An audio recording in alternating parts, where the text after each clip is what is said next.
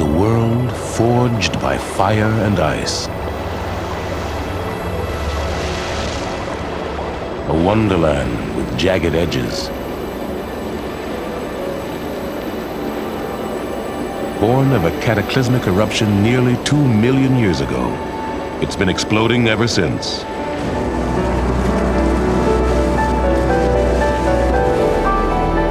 Yellowstone. This is the first national park on Earth, and perhaps still the greatest.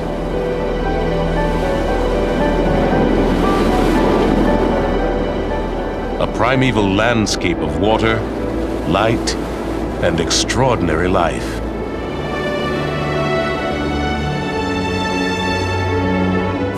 Over the eons, Yellowstone has become an American Serengeti, home to one of the most diverse communities of large mammals on the continent.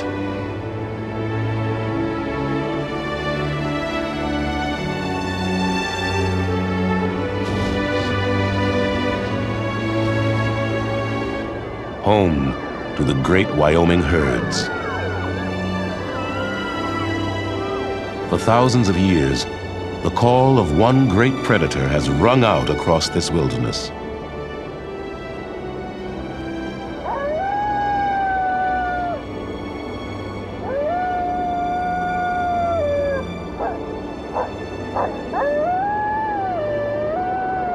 The call of the coyote.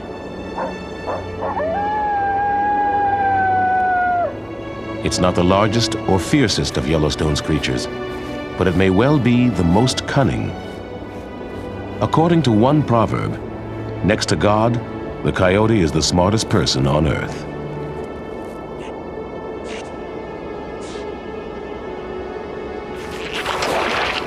If it seems almost human, that's because, like us, the coyote is both cowardly and brave, a schemer and an opportunist. Above all, the coyote is a survivor.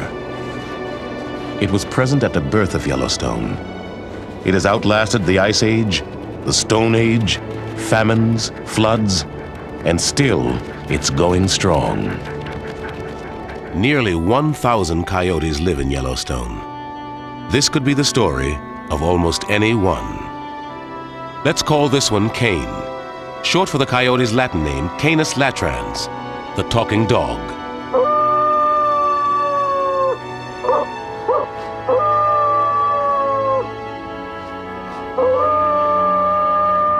Over the next 4 seasons, he and his pack will face great trials. This is the story of that year, a year of perils.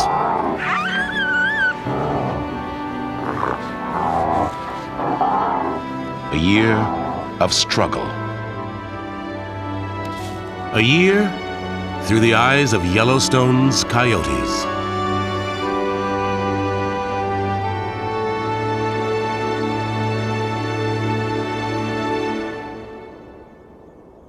Wandering across the vast horizon, coyotes like Cain watch over Yellowstone.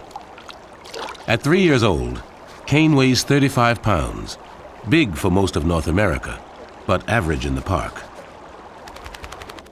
Like most coyotes here, Cain is a member of a pack, not a leader, just an underling. Usually, he hunts on his own. But every day he is pulled back to his home, his family, the group that sustains him, his pack. A family of up to a dozen coyotes rules a territory of a few square miles. The top dogs, the leaders, are a single male and his lifelong mate. The rest are usually their offspring, a mob of siblings. Packs are an uneasy blend of competition and cooperation, snarling and snuggling. But for all the seeming affection, when it comes to food, there's always tension.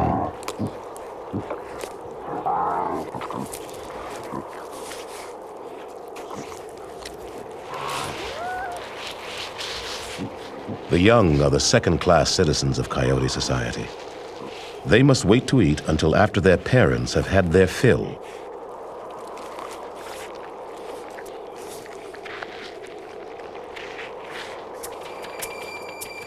Cain should know he'll also have to wait his turn.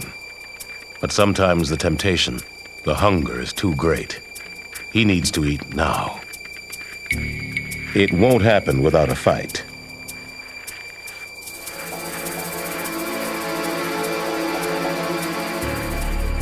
There's no welcome home here.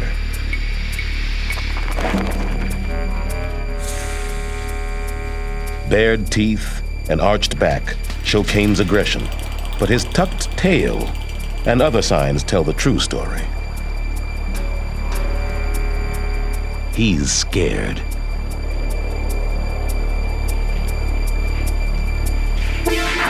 Now he'll have to learn the hard way.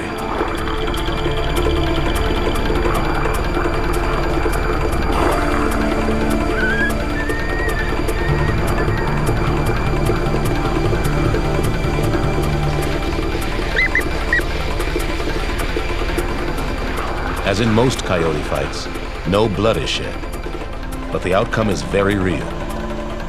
Cain will go hungry today.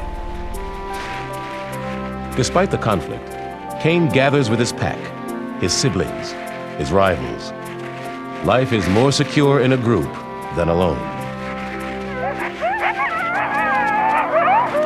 Coyotes have more calls than any other wild mammal of North America. This group howl means they're all still buddies.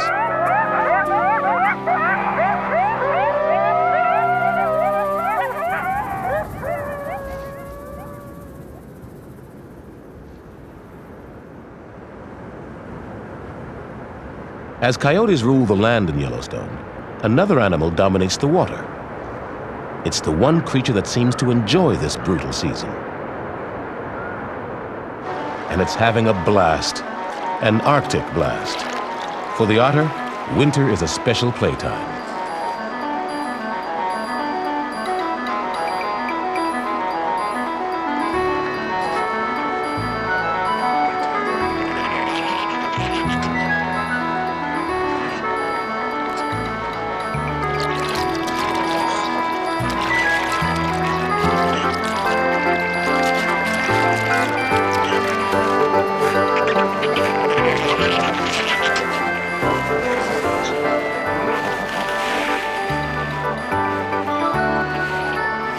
Any riverbank is an excuse for a slide.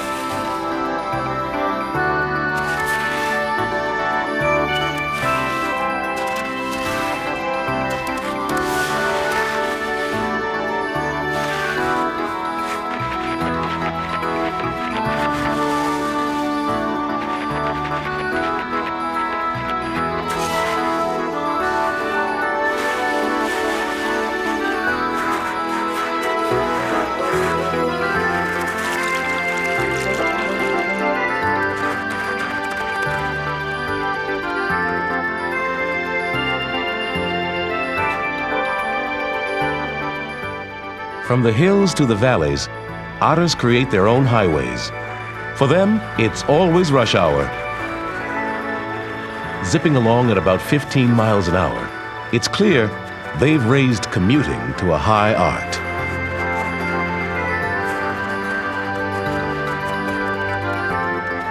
With their insulating fur, otters are as cozy beneath the ice as on top of it.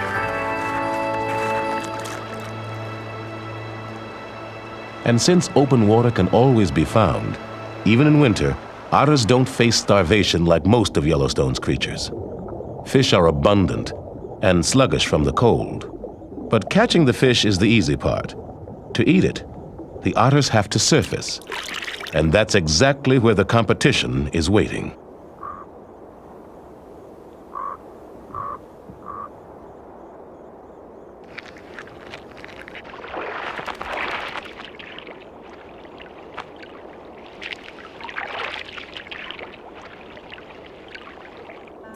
Cain's pack is on patrol.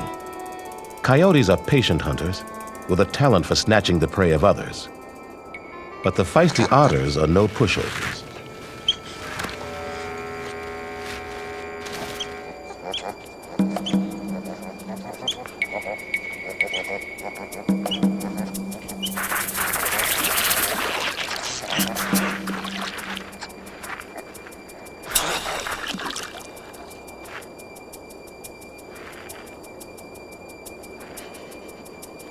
Coyotes are most successful working as a team.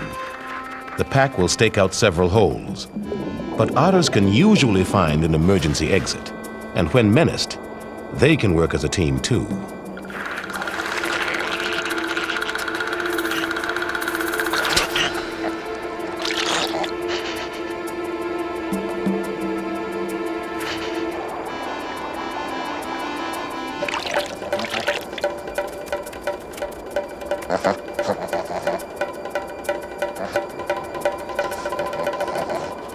Ever scheming, Cain sets his sights on a new prize.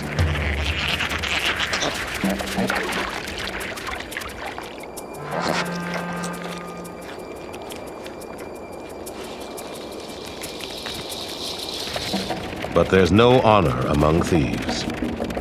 Cain's pack runs him down.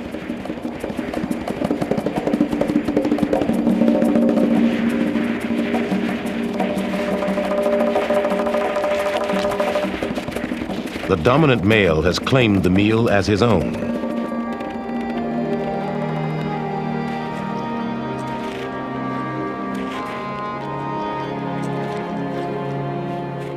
Once again, Cain is left frustrated.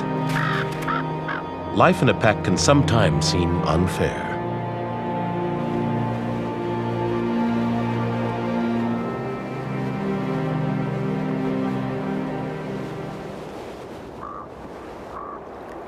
Winter for coyotes is breeding time. Junior members of the pack are supposed to spend this season on the sidelines. But tentatively, gingerly, Cain begins to show an interest in the top female.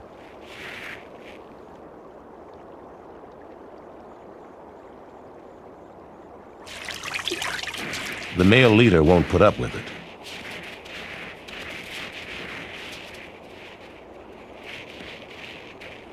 This is his mate, and his alone.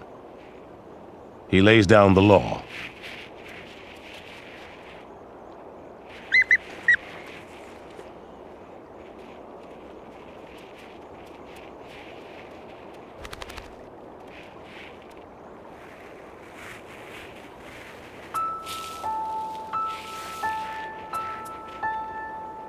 The ruling male has a dilemma. Should he stay to guard his mate? Should he head out after food? Hunger wins out. Or does it? He can't make up his mind.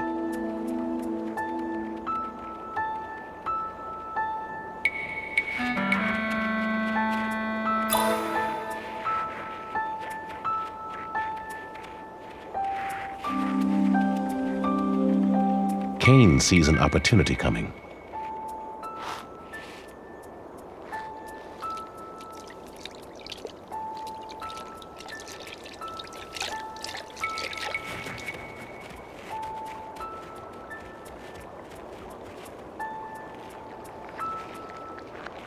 The leader has turned up a feast, but Cain has turned up something equally enticing.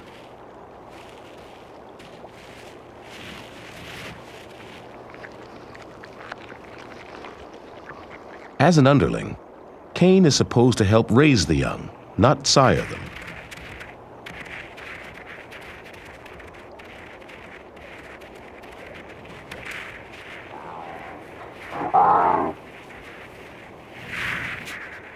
Cain has violated the laws of the pack, and now he's caught in a compromising position.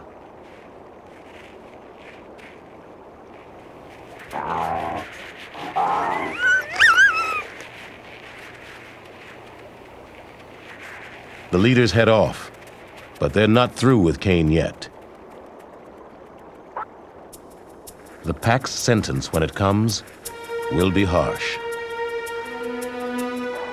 The battered Cain will face the worst penalty: expulsion.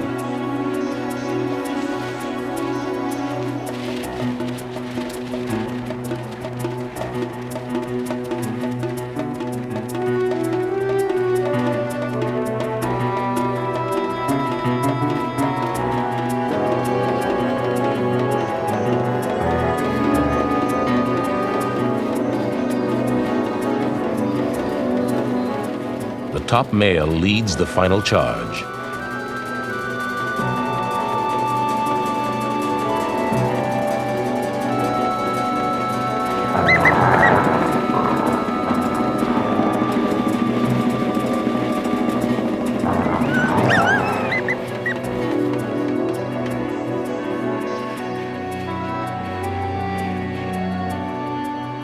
Cain's companions have cast him out.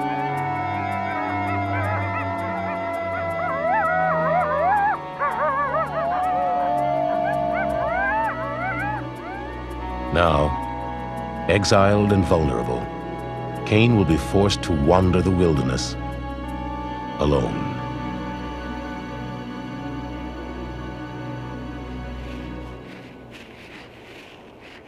For a lone coyote, the odds are never good. Cain's chances of dying this winter have just tripled. All of Yellowstone's best turf has been claimed by one pack or another, and so the outcast must now prowl the borderlands. Without a territory, without partners, finding food will be a greater struggle. In this winter's bleak landscape, even the carcasses are picked to the bone. Cain will have to take greater risks to get meals that might have come easily to the pack.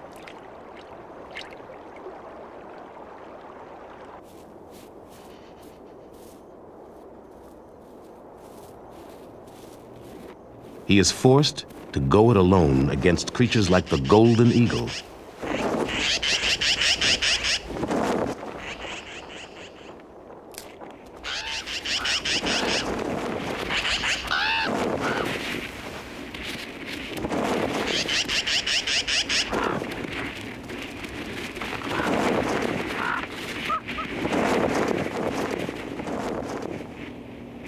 With a wingspan of nearly 7 feet, the eagle is a formidable opponent, and it's not frightened of a single coyote like Cain.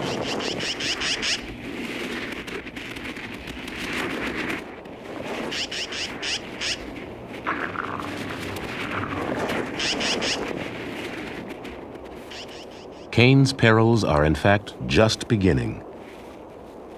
Lone coyotes are wanderers, sometimes traveling 20 miles in a single night. And Cain will have to travel far to find food in a land where he's not part of a pack.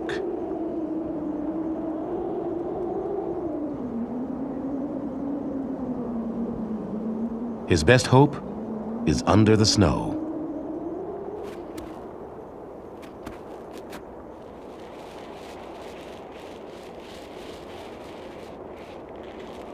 Rodents like the vole are a coyote specialty. Enough of these appetizers, and Cain will have a full meal.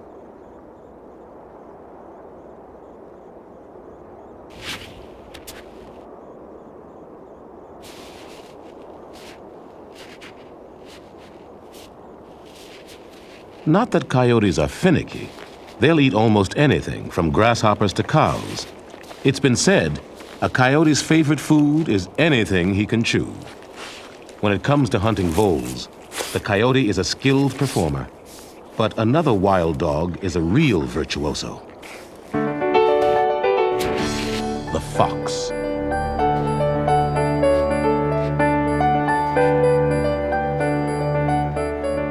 With its sharp ear, the fox pinpoints its prey, and when it strikes with style.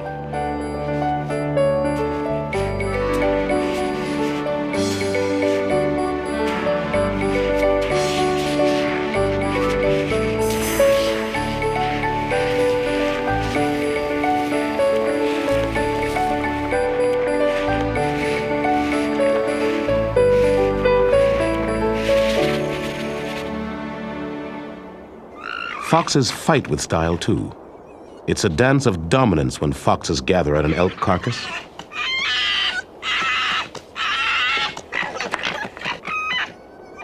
Foxes, unlike coyotes, don't live in packs, and encounters are usually testy.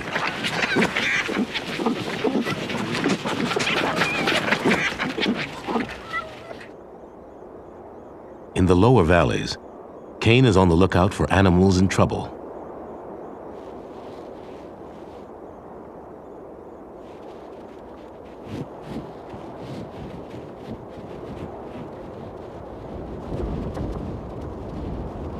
Once the buffalo roamed the West in the millions. Then they were all but eradicated. In the bison's most desperate hour, Yellowstone sheltered the only wild herd in the United States.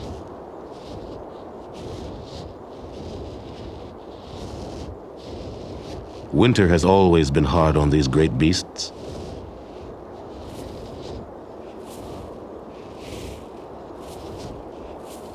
But even in the lethal cold, one thing has always made Yellowstone a haven. The geysers. A single geyser like Old Faithful can erupt with enough energy to melt tons of ice.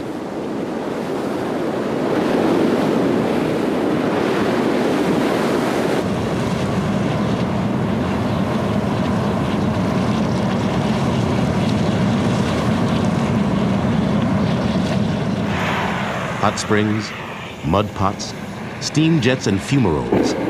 These are the vents for the Earth's great boiling energy.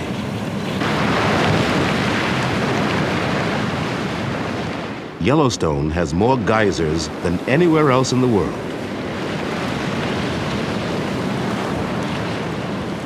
In the depth of winter, when the sub-zero winds bite, the bison cluster around these oases of warmth. Here, grass still grows, covered only by a thin layer of snow that the bison can plow with their heads. But sometimes, the snow hides ice kept thin by the hot springs. Buffalo can weigh up to a ton, but their legs are narrow and pointy. On thin ice, that's a treacherous combination.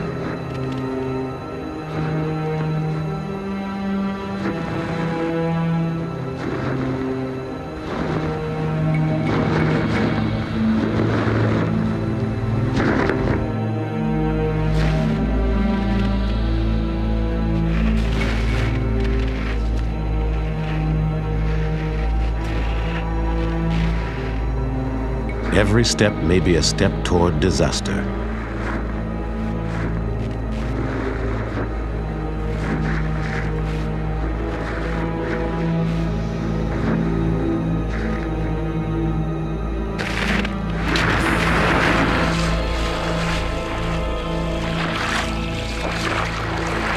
In Yellowstone, the things that give life can also claim it back.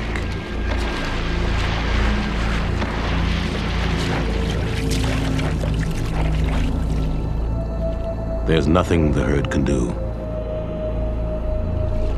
No lifeline they can throw.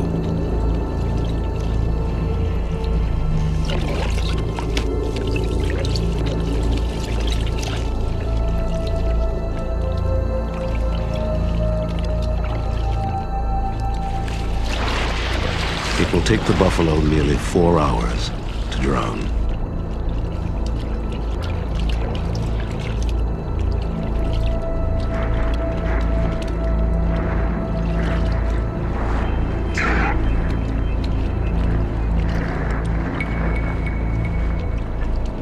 Death is a long time coming on the high plateau.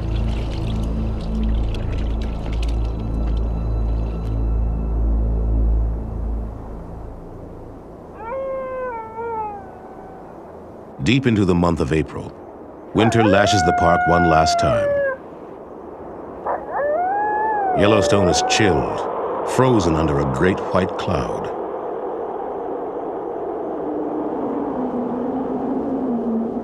temperatures drop to 40 below. This is beyond cold. This is an assault on all things living.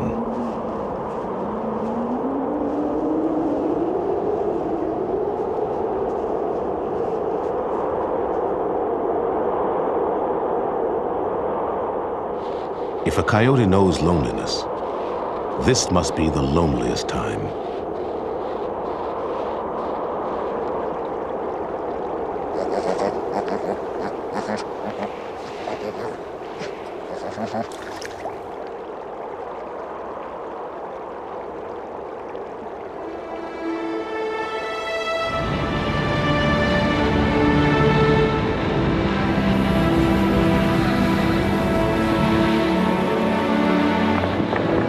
But a new season is on its way. With every passing day, huge cracks rend the ice and shatter the crust of winter.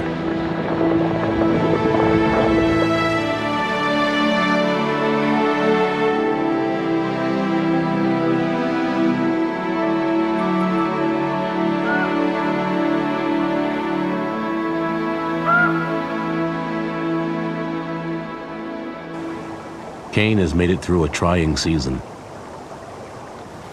But now he must do more than simply endure.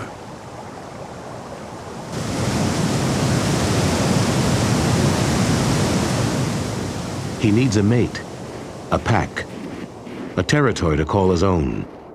Sooner or later, he must find these, for without them, his life will be desolate and brief. With the coming of spring, food is emerging everywhere, and Kane is on the prowl.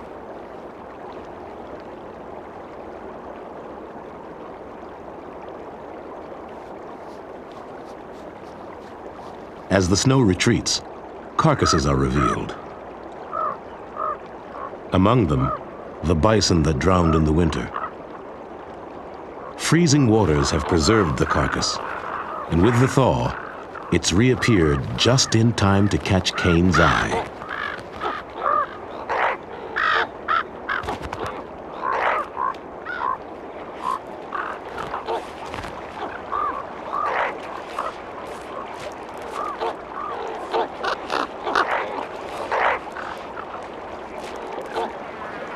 The new season feeds on the remains of the old.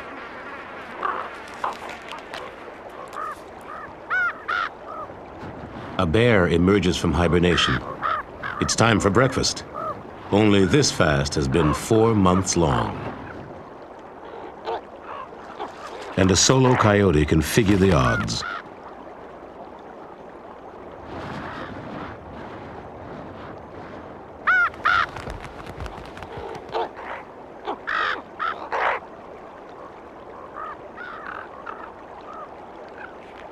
The grizzly settles down to enjoy Kane's meal.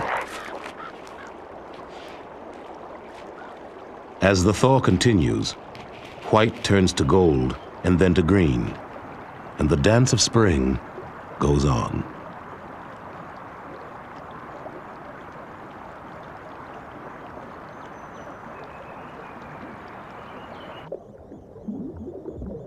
With great urgent leaps, the cutthroat trout migrate up the Yellowstone River. Many will end up as food for predators along the banks. Like the osprey, the magnificent fish hawk.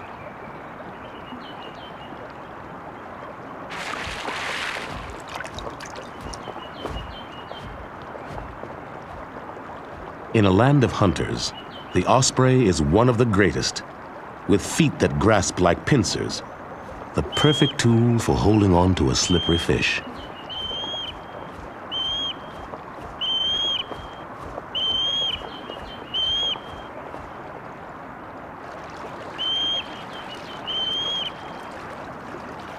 Every morning, the river brings a new feast to the osprey's door.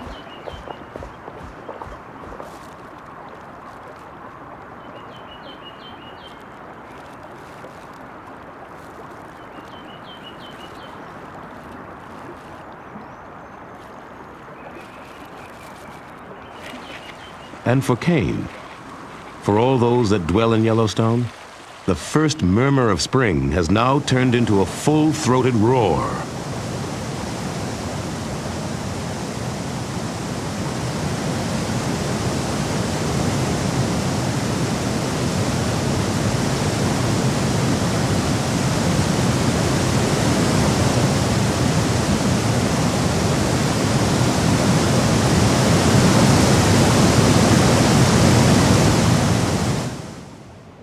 With so much food in abundance, life is flourishing everywhere.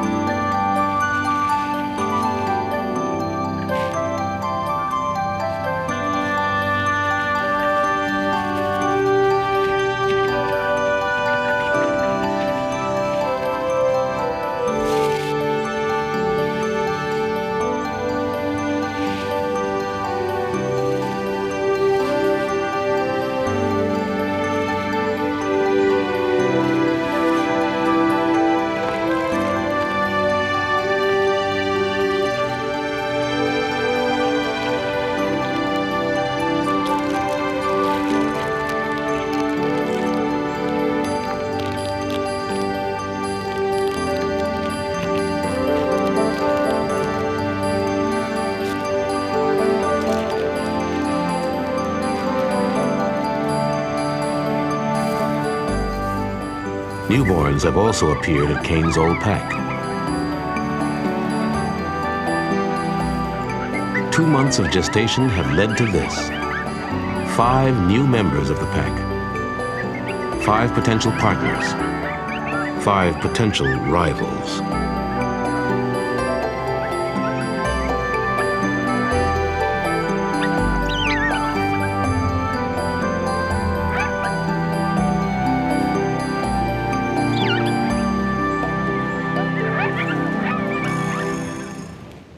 All around Kane, families are springing up, but he has no pack, no mate, no young. His only companion, a badger. In fact, the partnership of coyote and badger is legendary. Native Americans spoke of an ancient bond between the two. They called them cousins. What they are is something like hunting partners. Kane's keen senses locate the prey. The badger, a master digger, flushes it from the earth.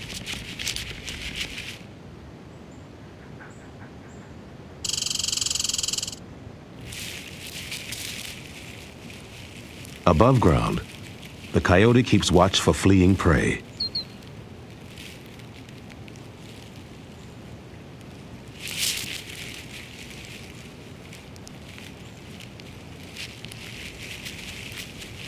Kane gets the meal this time.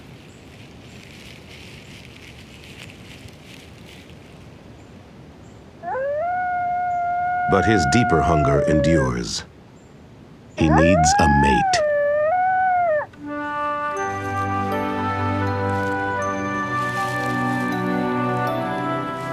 At Kane's old pack, the 2 leaders raise their pups.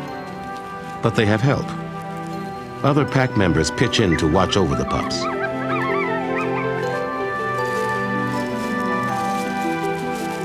To teach them.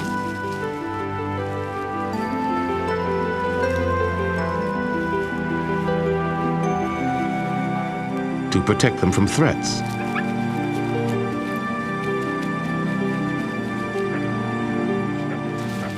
Like the grizzly.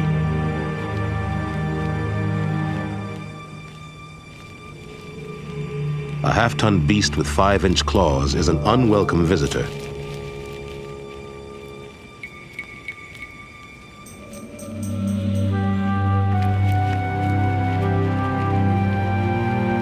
Led by the mother, the pack uproots, moving the pups to a standby den they've prepared for just such emergencies.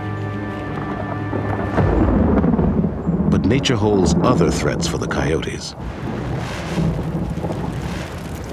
Each year, the park must face a trial by fire. The Great Inferno of 1988 was the most ferocious to scar the region in 2 centuries. But almost every year, lightning sets Yellowstone aflame.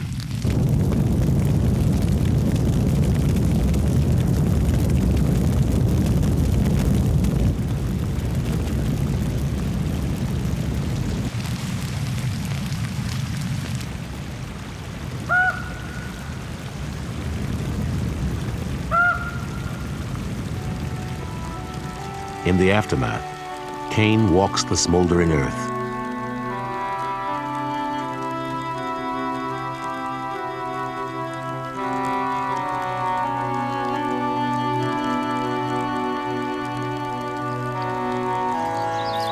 His quest for a mate has led him far. But he still has many difficult miles to go.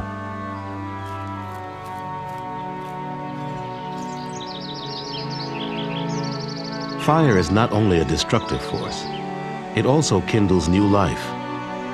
After a blaze, the grasslands send up new shoots. As if in response to the killing flames, everything comes to life again. Fire brings a second spring.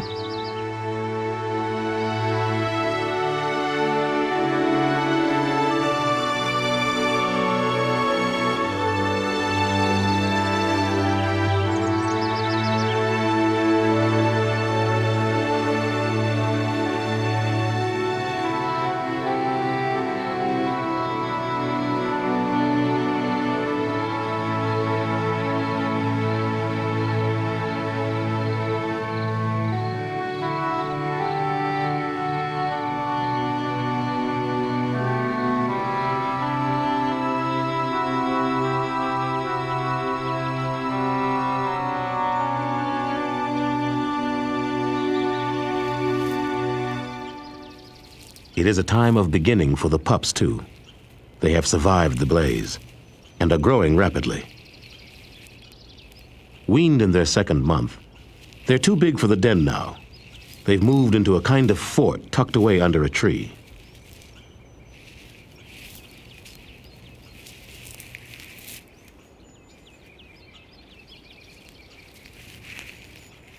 This tug of war is just practice. Today it's a feather. One day soon, it will be a bone. In the early hours of a new day, a young pup sets out after a vole.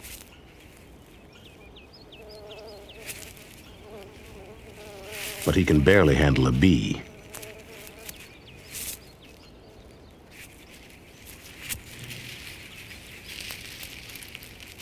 Success. It's the pup's first catch. A first taste of his new life.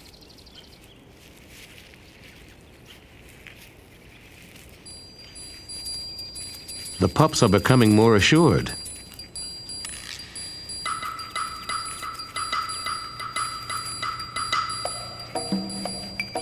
But it's one thing to hunt on your own, another to work as a team, and that's what they're setting out to do.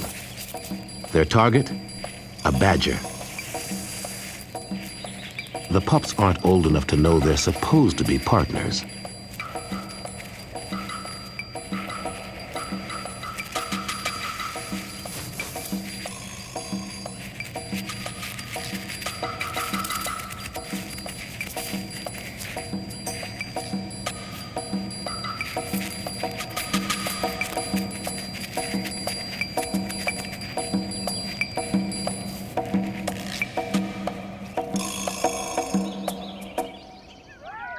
They've still got a lot to learn.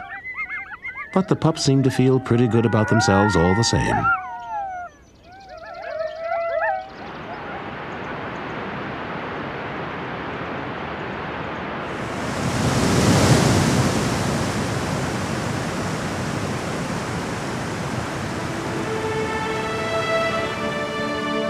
Year after year, the drama of Yellowstone's seasons plays out on a grand scale. For this park spans the decades. It spans the continental divide. It spans 2.2 million acres.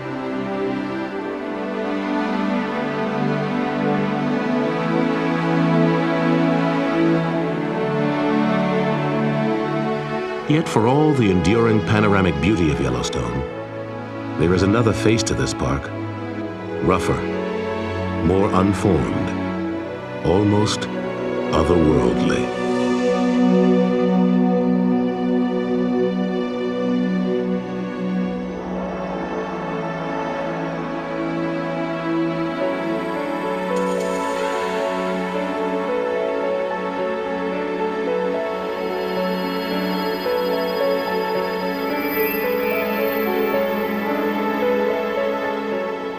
Yellowstone has been a national park for well over 100 years. And yet, in a sense, it is built anew every day, boiling up in great basins of sulfur and mud.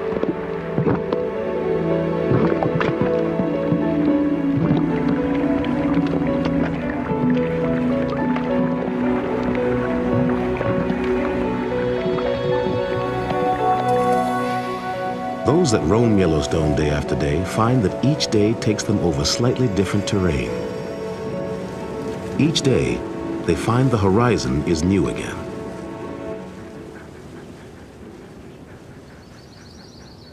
After 6 months alone, Kane catches sight of a potential mate. She was cast out from her pack during the food shortage last winter.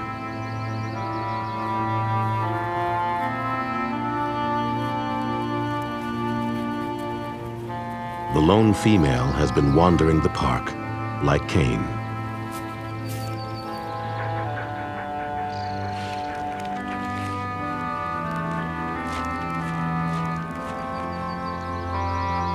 The two coyotes offer something precious to each other, a partnership, the promise of a family.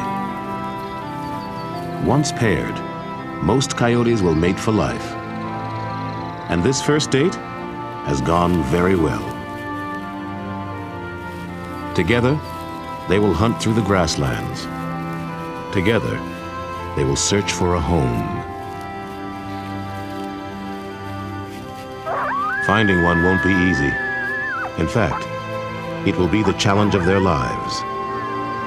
All the surrounding territories are held by large packs, and turf won't be taken without a fight. In Kane's former pack, the pups are 6 months old, almost fully grown. Working with the adults, they are now a well-coordinated killing team, and their target is a sickly elk calf. The mother does her best to defend her young one.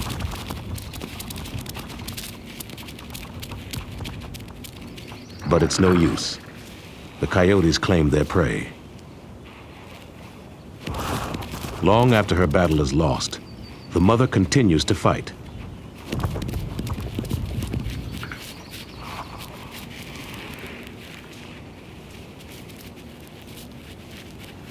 But the coyotes won't be denied their meal.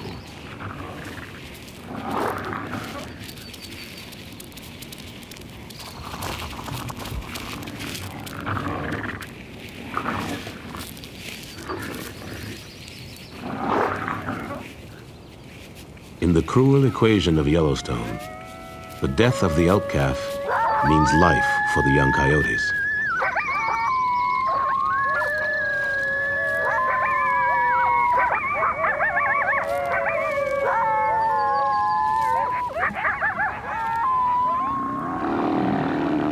The final days of summer turn cool. As Kane and his mate wander, the buffalo go head-to-head in a violent mating contest. The rut.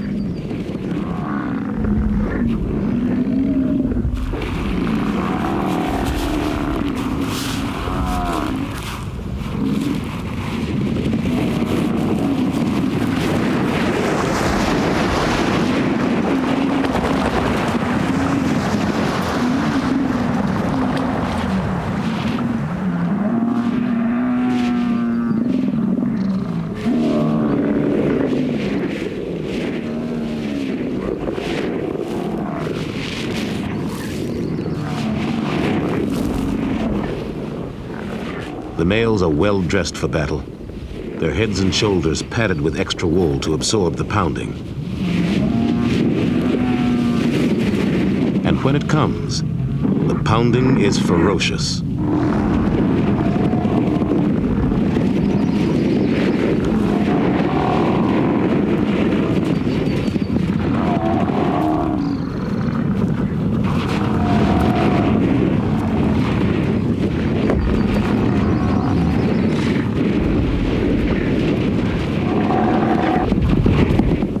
For the losers, the cost is sometimes death. And there is no dignity to death in a land of scavengers.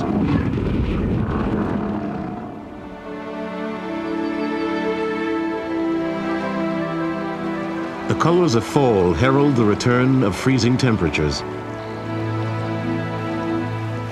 For Cain and his mate, now comes a critical test.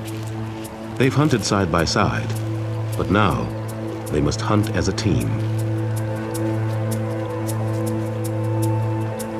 An injured mule deer seems an easy target.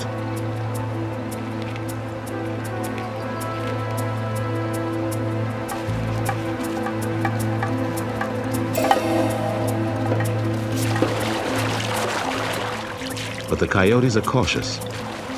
A mule deer's hoof can slash like a knife.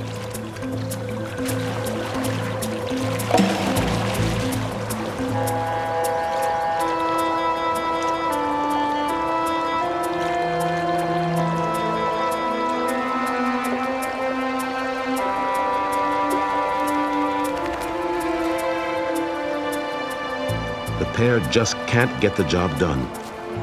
Two coyotes can't surround their prey the way a pack can. Their failure is a dangerous omen. For a pair that can't make a kill, winter will be an ordeal, a deadly ordeal.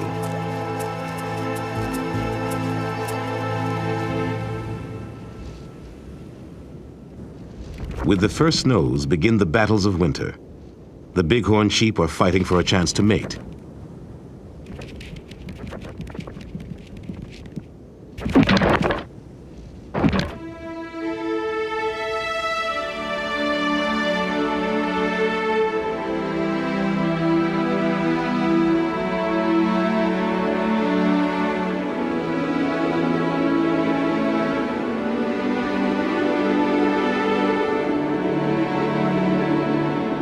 Now, all of Yellowstone's creatures must once more fend off starvation.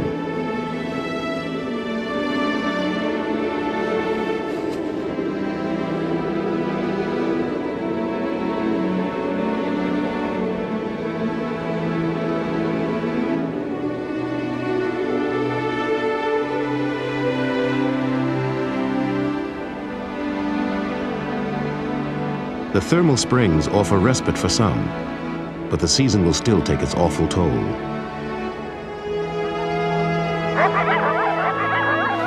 The odds against Cain and his partner grow with each passing week. Without a pack, hunting is difficult. Holding a territory, even more so. Without a pack, they stand less chance of surviving or of raising young. Rivers are natural turf boundaries, and to cross the line into another pack's domain is to risk confrontation. But for the hungry pair, now is the time for risk.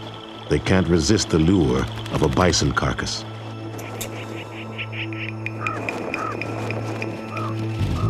The resident pack can't afford to share their food with trespassers.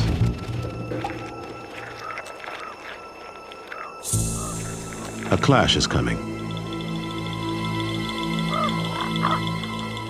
And for Cain, it will have a special significance. This is his old pack. These are his kin. And Cain is still coyote non grata.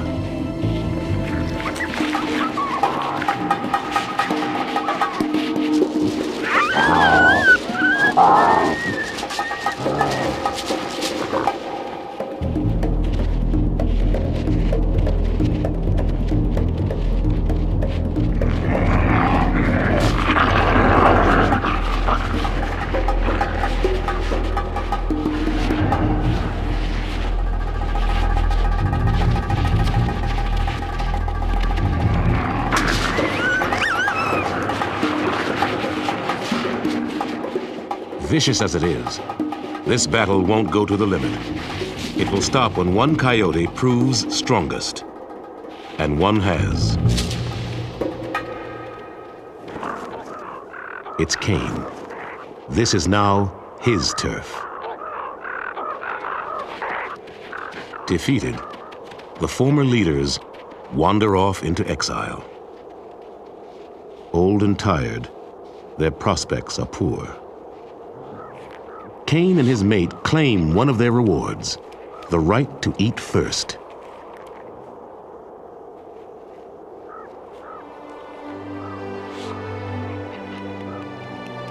Confrontation becomes cooperation as Cain's brothers and sisters accept the takeover.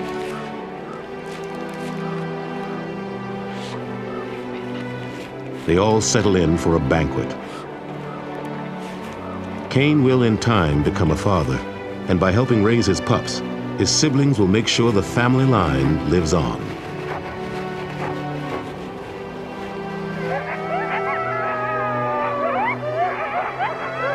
Sibling rivalry turns to revelry of a sort, and Cain's pack begins life anew.